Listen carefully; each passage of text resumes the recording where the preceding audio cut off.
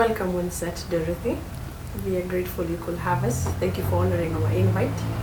So, we are here because of Steve.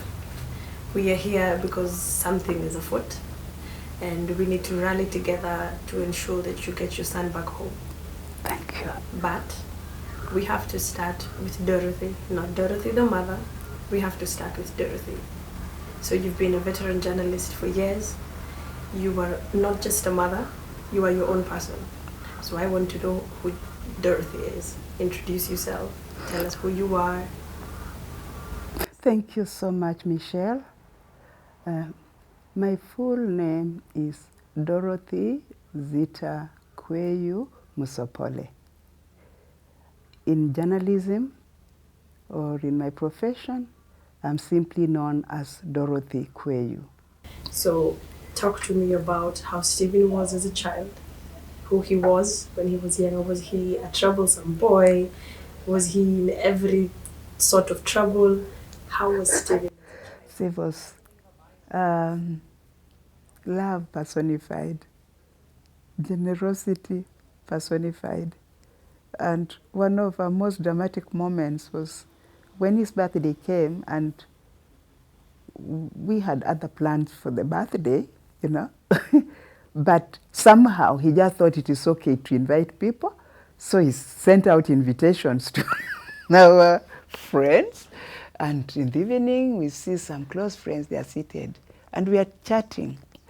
And then they say, so when is the party starting? And Steve is seated there on the sofa. They said, which party? But Steve invited us for his birthday. We must have taken something, you know, maybe a glass of water or soda. And then we told them, actually, we are still planning that. And we parted ways. How old was Stephen?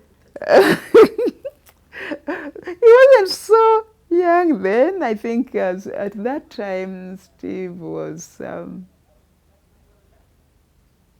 say he was 12 when he did that. A very strong-willed boy. Yes. So, so he loved family, he loved friends, he loved party and so on, yeah. And let me tell you, there is no time I ever had a sibling, and he was number one, saying that Steve amenipiga, Steve amefanya, never. He was a very gentle boy throughout. And regarding what I'm here for, he says, Mom, that was my first fight. It seems it will also be his last fight because I don't think he's going to fight anybody again. Yeah. Okay. So at present, Stephen is at Shimaisi prison. Yes. In Mecca. Yes. And in 2011, you got the news. Yes. It was April. Yes, in April of 2011. Yes. You got the news. Yes. Something has happened. Stephen is in prison. Stephen has been arrested. No, he was not even in prison. The news that came was that Steve fought with a colleague and he's dead. Now, that was ambiguous. Yeah. Is it the colleague who is dead or is it Stephen? Yeah. But for us, for my cousin to tell me that, I just knew, oh my God, my child is dead. And we broke into wailing. Everyone was wailing, and quite a number of children were still at home. Not all, but quite a number were still at home. So we broke into wailing. That was around 8 a.m. It was around 11 when our word trickled in that actually it's not Steve who died, it's his colleague. And that was not comforting news at all, you know, because it struck me that now this is total trouble. Yeah, because knowing that that is a Muslim country and they have laws, you know, they still have execution on the charts. I know we also have the death penalty, but when was it last effected? It's almost forgotten. People are in there, and there's like can we remove it from the statutes? But because it's not being practiced at all, you know. It is something that there's an international campaign to get rid of. Opinion is divided, yeah? Even in Kenya, there are those who think it should remain in the statute books. There are those who think it should go. But for me, I told myself, oh my God, I've lost my son. So the news that he had survived, you know, I mean that he was the one who killed the other was not comforting at all, you know. And my first reaction, and this comes from my heart as a mother, just as I'd wept for my son, the tears turned to the late, you know, and the family, you know, because I knew that the way I'm feeling, the way I've felt for about 3 hours is the way they are feeling, you know. And my first reaction was that I must go to Saudi and say pole to Nadia, that is the widow, and the family, you know. Just says pole, because I know where Steve is, he cannot say it because he's locked up. And the only thing that made me not run to start looking for documents immediately was that we also had a funeral on hand. Strangely, the two tragedies happened on the same day.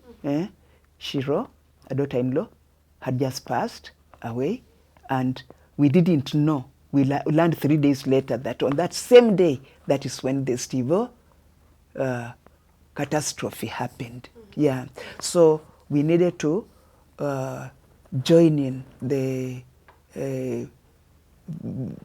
funeral and burial of Shiro. She's my daughter's sister-in-law. That is family. That is family.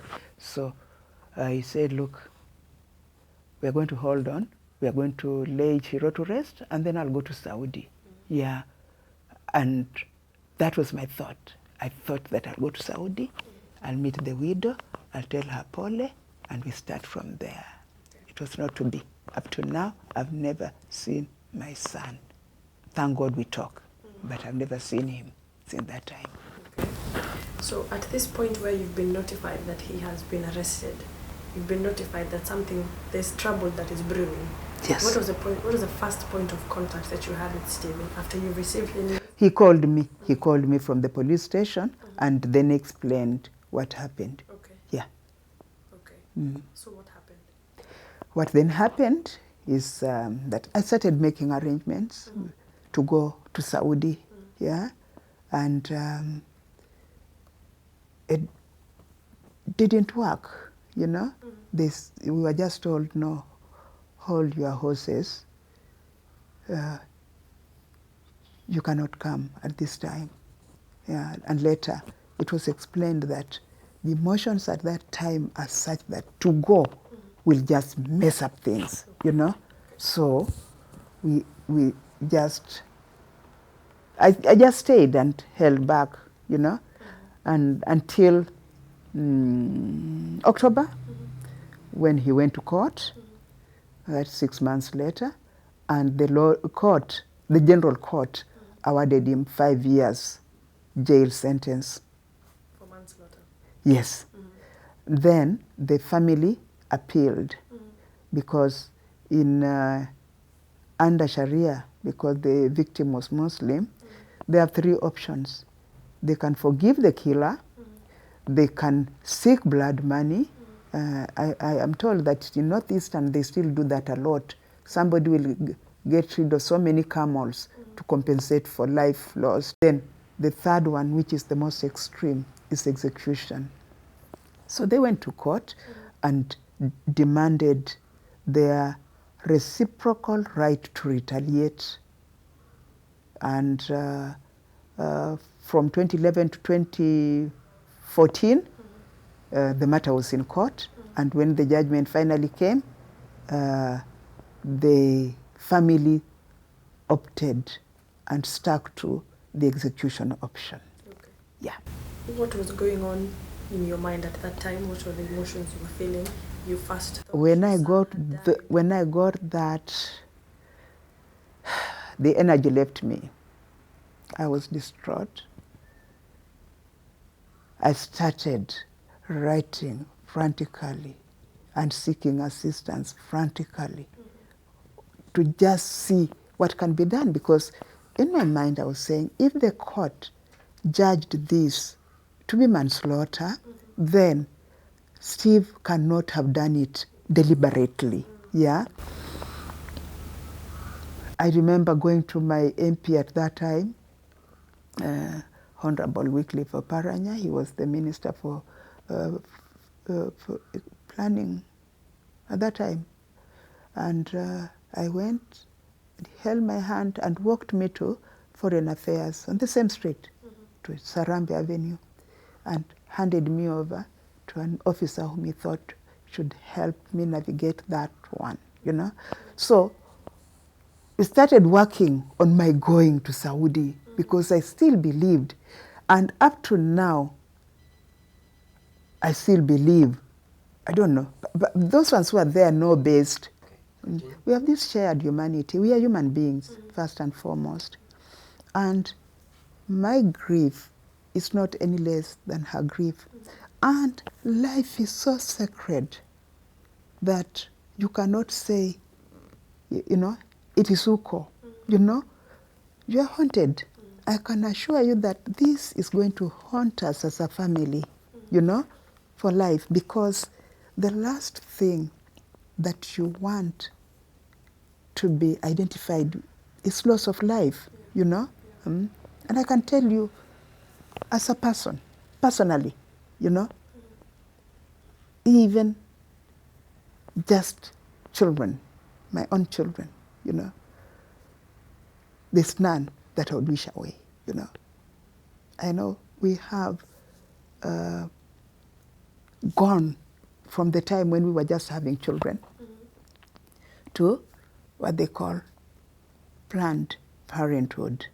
But there is none of my children whom I would wish away. And there's none of my sister's child that I would wish away. And I include Nadia in this. If this were to reach Nadia, I would wish to tell her that, my sister Nadia, I feel with you. And I wish to embrace you and tell you that this was never intended. This was never intended. We were not there. Neither she nor I were there. And we can never talk.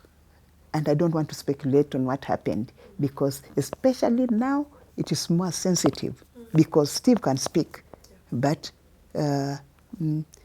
Mujahid will never speak. He's dead and gone. So he'll never give us his part. So it's absolutely unfair to go with Steve's story, because we'll only accept it because he's here. But if Mujahid were there, he would have his own story. So we don't know. All I know is that for the court, the general court, to have awarded him 5 years, they had evidence to show that this thing was never intended. So I still extend mine and my family's condolences to the Mujahid family. I still extend my condolences to Nadia, whom I know has carried that widowhood much longer than myself.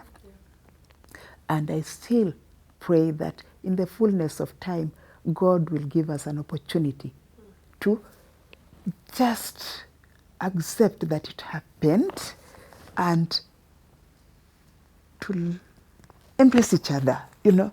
I don't know. That is my prayer. That is my prayer. Yeah. To let Nadia know that I feel what she feels, you know. It was a life lost. And as my son says, another life can be saved.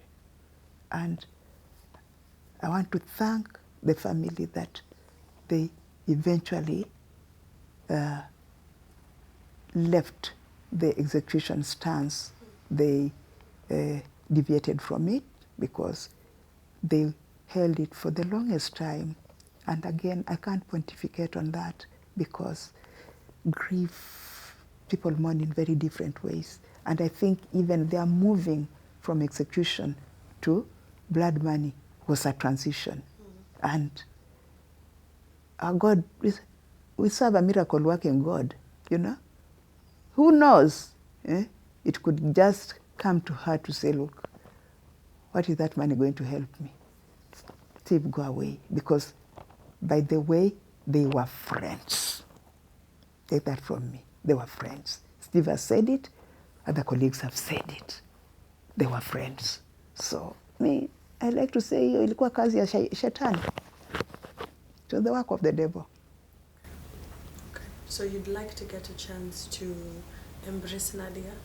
A lot of words have been said between the embassies. A lot of diplomacy has happened. Perhaps it will be time for the hearts to speak. Yes. So you've spoken about blood money. Yes. What is blood money? And why are we here to raise blood money?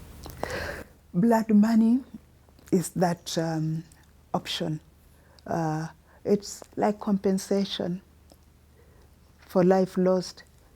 For me, as a Christian,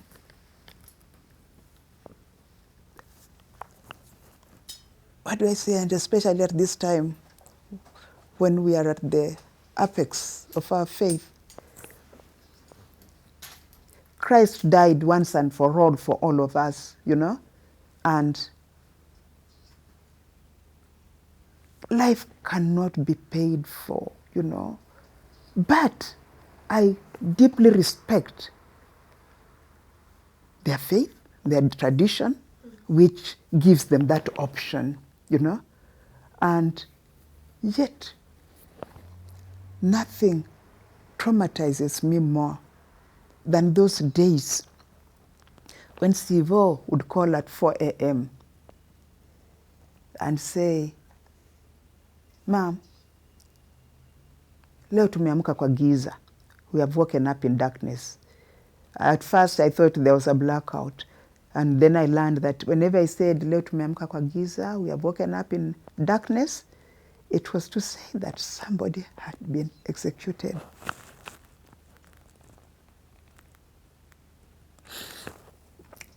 For me, that was the worst call. I haven't heard them in recent days.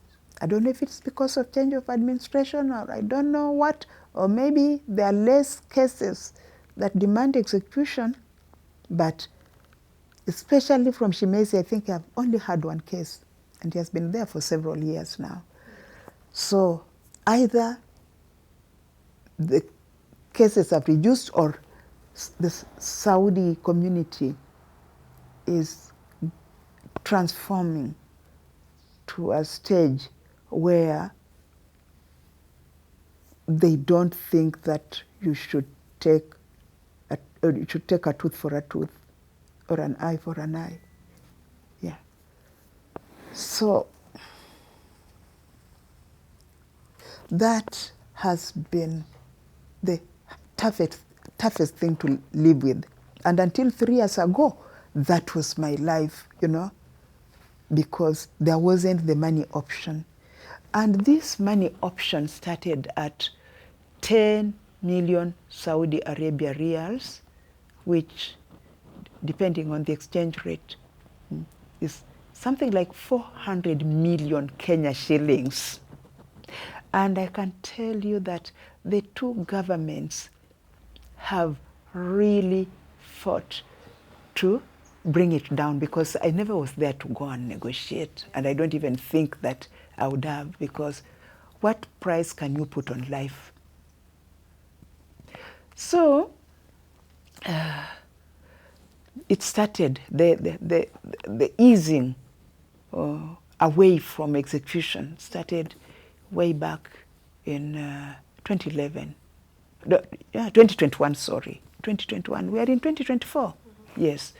It started in 2021. after some miracle, I call it a miracle, happened. The acting ambassador at that time sent a young woman from the office who teamed up with the wife of the joint boss of Steve and the late, and they went to visit this lady, you know, just to try and deviate her from that execution option.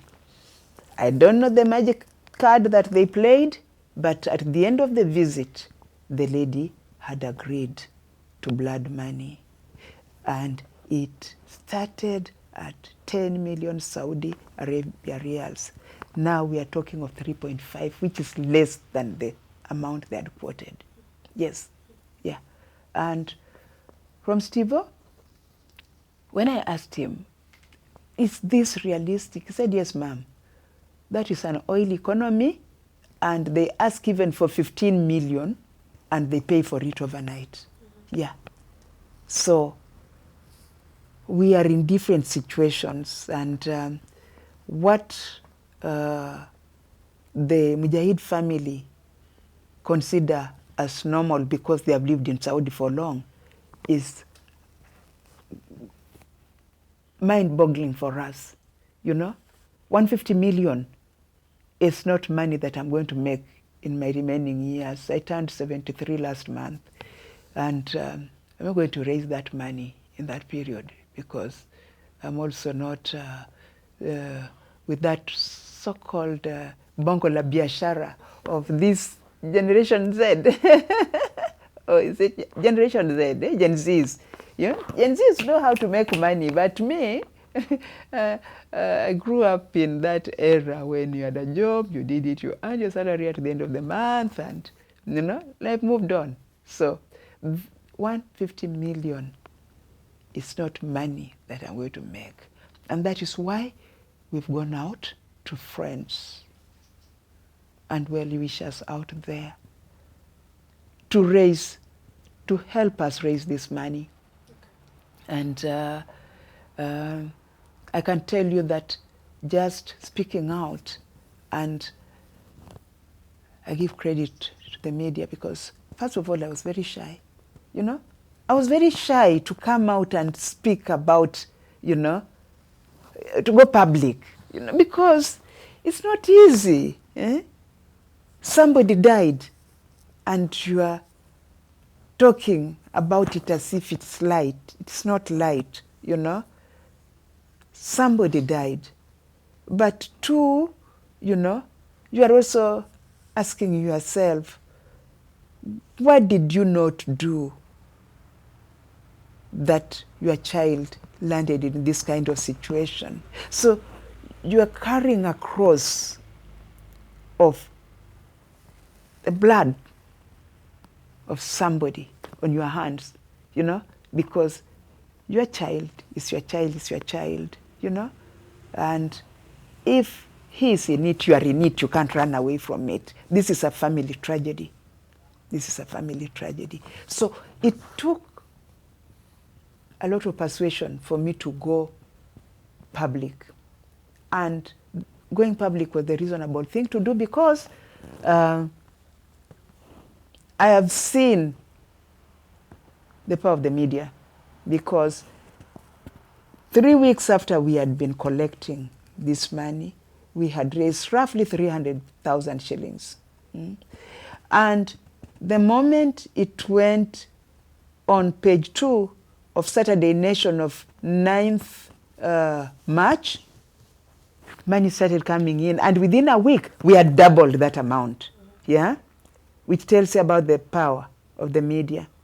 And yesterday, I transferred the first amount to the account in Riyadh, where we had to send the money, because the amounts coming are so little, you know, they are a lot of money from individuals, but to ask somebody to transfer, say 150 shillings to Riyadh, really, you know.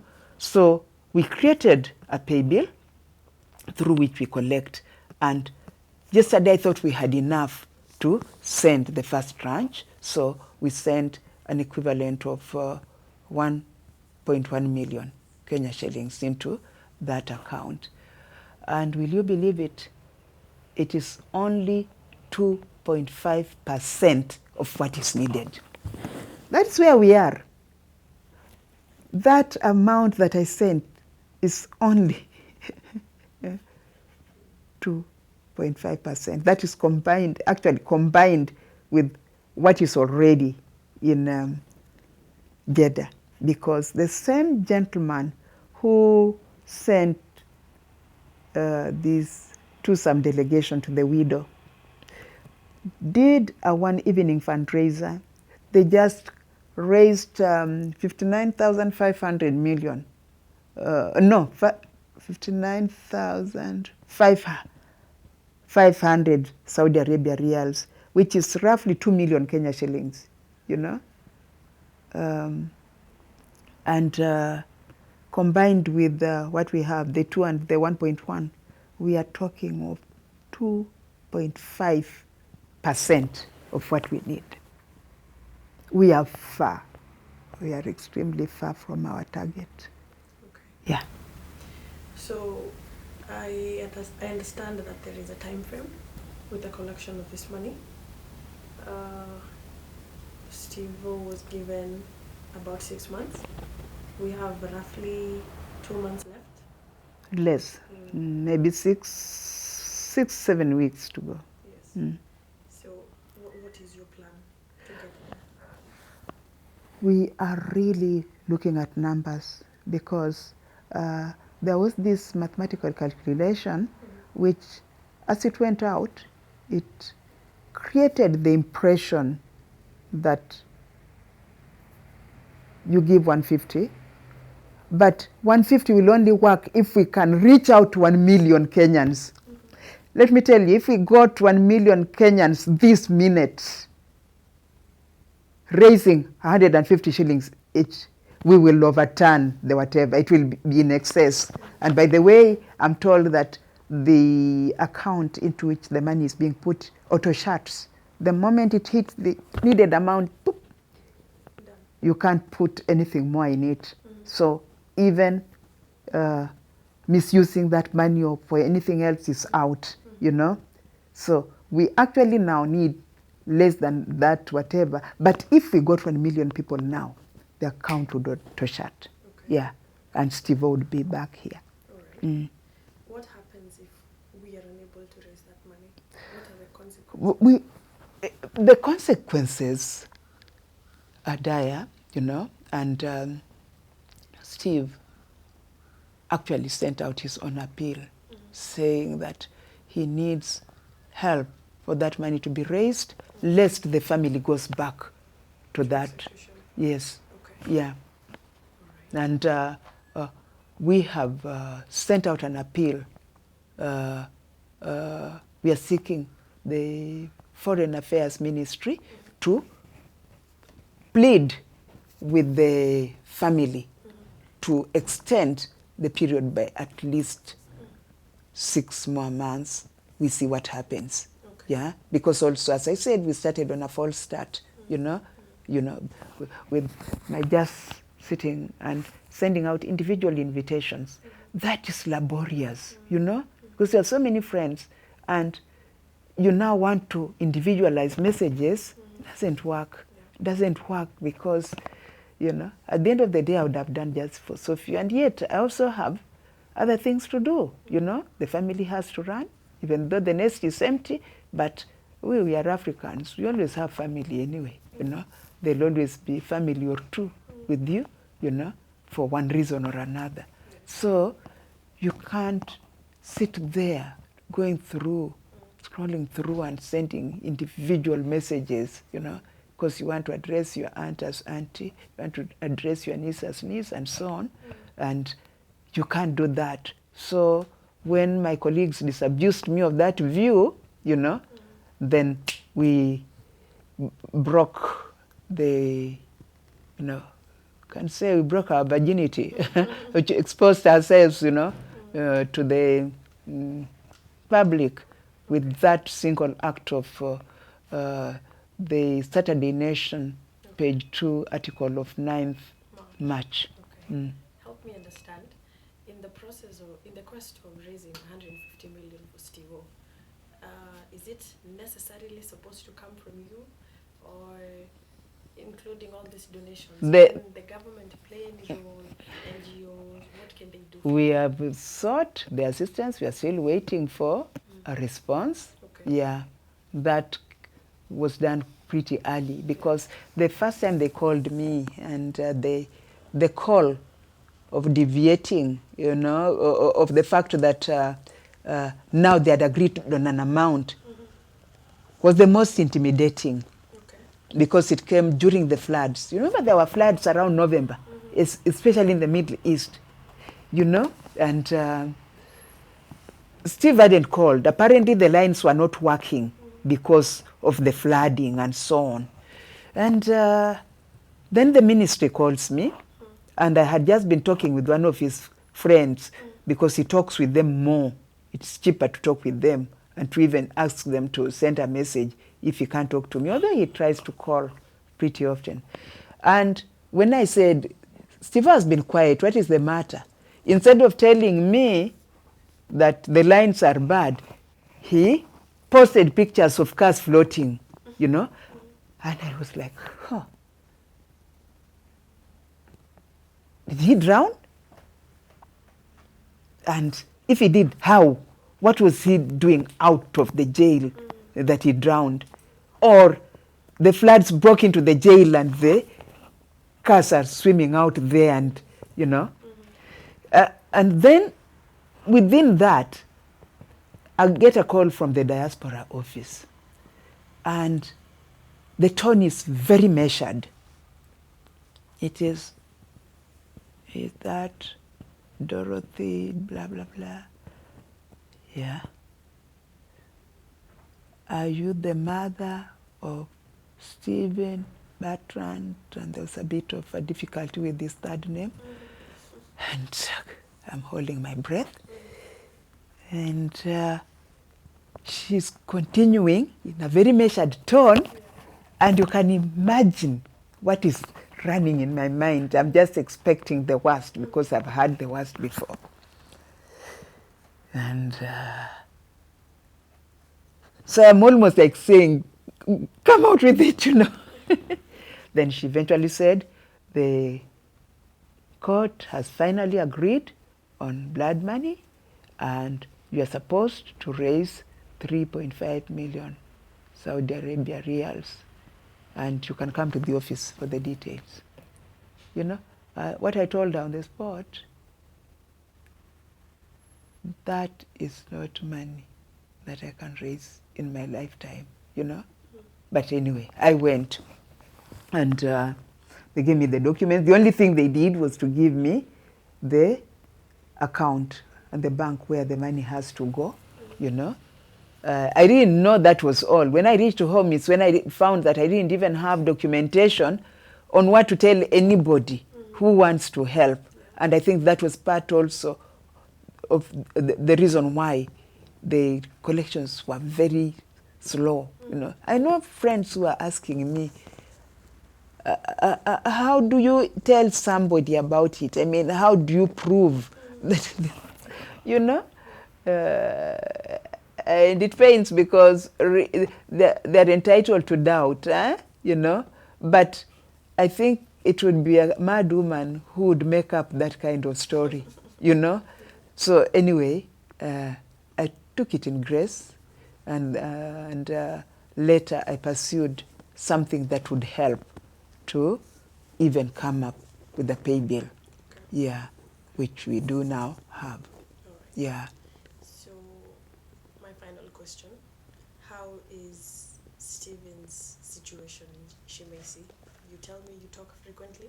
We talk. So how is he? Steve is a very comfortable gentleman, in the sense that in as much as they are in jail, I think the conditions are humane, unless he finds it fit to lie to me. But the ambassadors who have gone there have also testified to the same. He has never said that he has been mistreated, and they eat. They don't even cook in the jail. The food is outsourced. So the food is brought in for them, Okay. you know, and so they eat, they sleep, and they do naughty things like inmates would do, for instance, you know. So some of them use the material that that is used to bring some of these things to curtain themselves off, because it's like a dome, you know. The beds are like, you know, those old day domes. You know, nowadays I think children are treated better. Ama, I don't know. They are. Yeah, they have their privacy, you know. But here, you have like a hall, so people want their privacy and so on. But by and large, I've not had anything that to, that hints at mistreatment. Okay. No. So they're keeping him very comfortable? I think the treatment is humane. Okay. Yeah. All right. And even when they are sick, they're taken to hospital. All right. Yeah.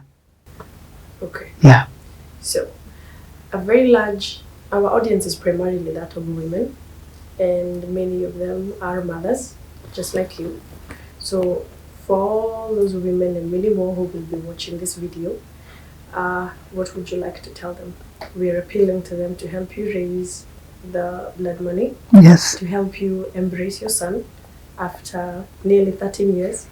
Yeah, it's longer because he hadn't come back for leave. He used to come, Okay. yeah, but you can factor also that period. That's pretty long. Yeah. It is pretty long. Yeah. Mm. So, what would you like to tell all of those women? My fellow parents, this is the cry of a mother. I can hear Steve's voice. We talk frequently. But just that warmth of holding and embracing your child, you know, I long for that. I long for the opportunity to be party to rebuilding his life.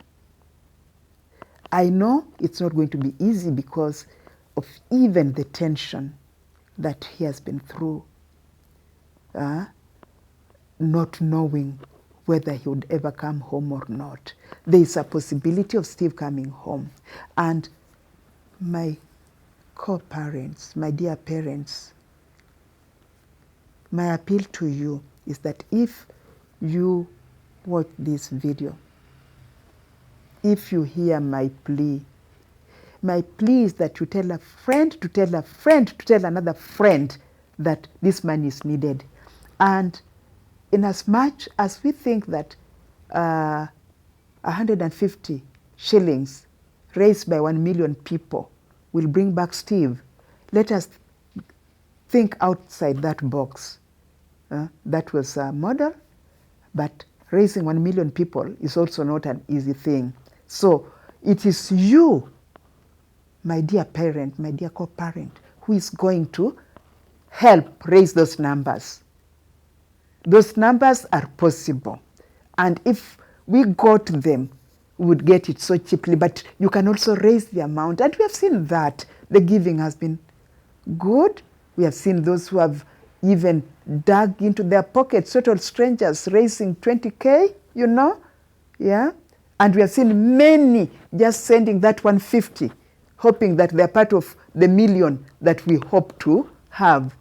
And in as much as we are at 2.5% of the target that we need to realize, this money is something that can be raised in a day, because I know that as parents, you feel with me.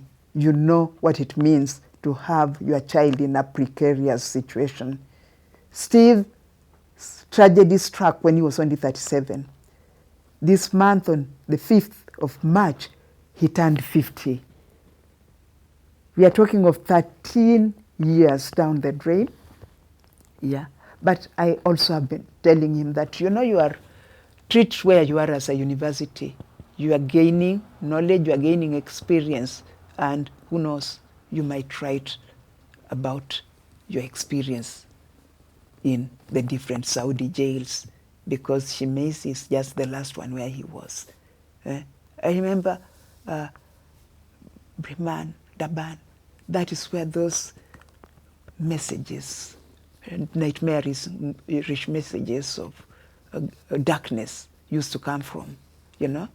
Those are things that we want to document, not to malign anybody, because everybody has their laws and they are respected. But they come with pain, especially for people from different jurisdictions or different faiths. So it is something, it's a story that needs to be told, you know. But can you please help me to have Steve back so that he might be able to share his experiences, because I can never know what he knows and which has kept away from me. Okay. Okay. We've had you cry, Dorothy. Can I give you the pay bill? Yes, please. Yes. We have a pay bill whose name is Let's Bring Back Steve. If you send anything that you can, that message will come and you'll know you are in the right place. It is 805-6675.